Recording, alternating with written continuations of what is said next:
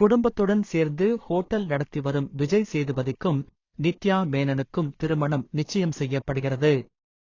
இதன்பின் இருவரும் பழகி புரிந்து கொண்டு காதலிக்க துவங்கும் போது விஜய் சேதுபதி, அவருடைய தம்பி, அவருடைய தந்தை அனைவரும் ரவுடிகள் என தெரியவர நித்யா மேனன் வீட்டில் இந்த திருமணத்தை நிறுத்த முடிவு செய்துவிட்டனர்.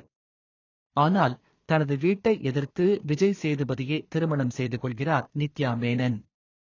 திருமணத்திற்கு பின் வாழ்க்கை நன்றாக போய்கொண்டு இருக்க விஜய் சேதுபதியின் தந்தை சரவணன் தனது மருமகள் நித்யா மேனனை ஹோட்டல் கல்லாப்பெட்டியில் அமர்ந்து கணக்கை பார்த்துக் கொள்ள சொல்கிறார்.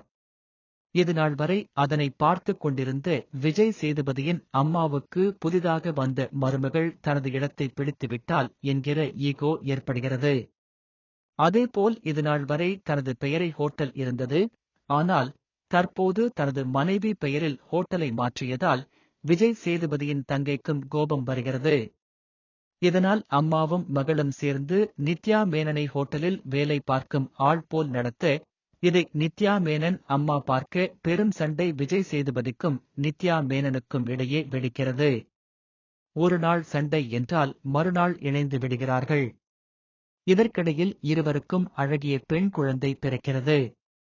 இப்படி பிரிவதும் சேர்வதும் சண்டை போட்டுக் கொண்டே இருக்கும் நேரத்தில் விஜய் சேதுபதிக்கு வேறொரு திருமணம் செய்து வைப்பதாக வரும் செய்தியை நித்யா மேனன் அறிந்து விடுகிறார்.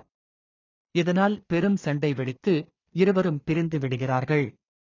ஆனால் எப்படியாவது இணைந்துவிட மாட்டோமா என இருவரும் தவிக்க குழந்தைக்கு மொட்டை போடும் நிகழ்வு கோயிலில் நடக்கிறது. தந்தை எனக்கே தெரியாமல் என் மகளுக்கு முடி எடுக்கிறீர்களா என கோபத்துடன் விஜய் சேதுபதி கோயிலுக்கு செல்கிறார். அதன்பின் என்ன நடந்தது?